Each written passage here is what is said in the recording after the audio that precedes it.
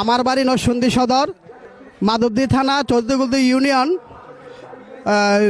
অনন্তরামপুর গ্রাম।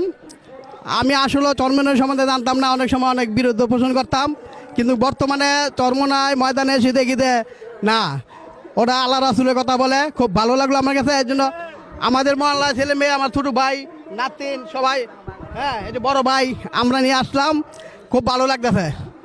চরমনাই অনুষ্ঠানটা আমরা যাতে প্রতি বছর আসতে পারি এবং ভবিষ্যৎ প্রজন্মে যে আমার নাম ডাক।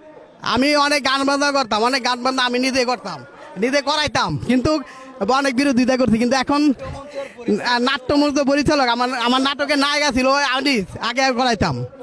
এখন অনেক চরমনাই আসতে আইসা দেখলাম যে না, ভালো, খুব আমার কাছে খুবই ভালো লাগলো। আমার পরবর্তী প্রজন্মে যারা আছে, ছেলে ভাই, ছোটো লোক বা সবাইকে দাওয়াত পেলো, সবারই নিয়ে